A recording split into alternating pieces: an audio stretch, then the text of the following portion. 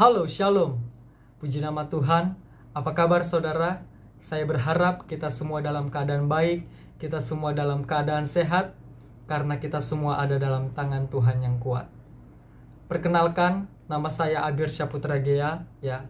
Dan saya berterima kasih untuk kesempatan kali ini, di mana saya boleh menyampaikan daily devotional kita.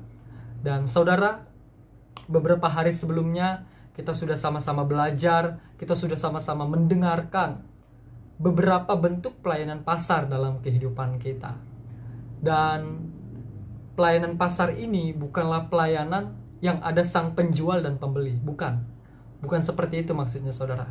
Tapi pelayanan pasar adalah pelayanan yang dapat kita lakukan di pasar kehidupan kita sehari-hari. Pelayanan yang dapat kita lakukan di lingkungan sekitar kita. Itu pelayanan pasar kita, saudara.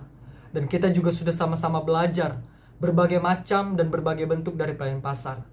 Ada pelayanan kasih sayang, ada pelayanan memberikan tumpangan, ada pelayanan mendengarkan, dan masih banyak lagi jenis-jenis dari pelayanan pasar ini, saudara.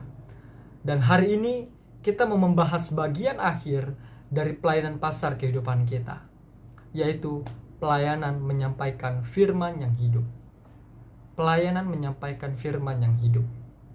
Ya, saudara, jika kita sadari bahwa akhir-akhir ini iblis bergerak dengan sungguh-sungguh.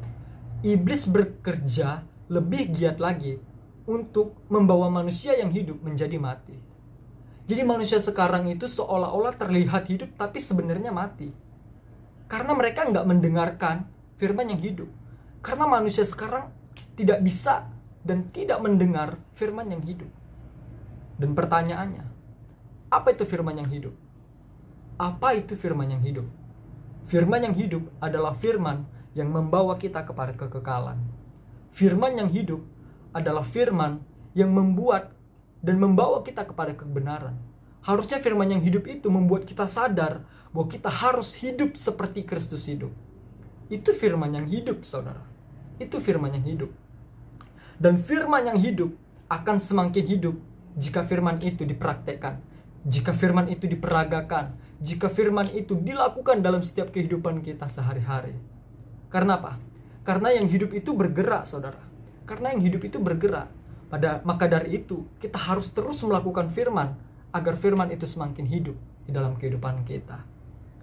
Dan ini yang menjadi pelayanan kita, yaitu menyampaikan firman yang hidup kepada mereka yang sudah mati. Kepada mereka yang sudah mati kerohaniannya, ya. Kita juga ketika menyampaikan firman, jangan kita berpikir kita udah mampu menyampaikan firman itu, sehingga kita tidak melibatkan Tuhan dalam proses persiapan kita untuk menyampaikan firman. Sehingga pada akhirnya apa?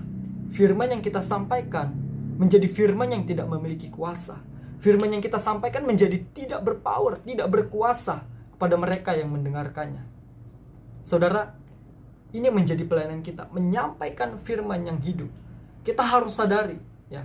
Banyak orang-orang sekarang terlihat hidup, tapi ternyata mereka sudah mati. Mereka sudah mati, saudara. Sehingga dalam pandangannya Tuhan, ketika Tuhan melihat manusia seakan-akan menjadi zombie. Karena mereka nggak mendengarkan firman yang hidup. Dan ini waktunya kepada saudara dan saya untuk mempersiapkan melakukan pelayanan firman yang hidup kepada mereka yang sudah mati. Dan kita harus sadari, saudara, kita harus sadari bahwa pelayanan firman yang hidup dampaknya itu besar. Apa dampaknya? Dampaknya itu akan memberikan kehidupan. Dampaknya akan membawa kita kepada kehidupan yang kekal, ya. Firman yang hidup itu membawa kita kepada kehidupan yang kekal. Dan saudara, ya, pelayanan-pelayanan yang sudah kita lakukan selama ini, ya, termasuk pelayanan menyampaikan firman yang hidup, itu jangan sampai menjadi pelayanan wajib kita. Jangan sampai. Tapi itu harus menjadi pelayanan yang lahir dan mengalir dari batin kita. Karena apa?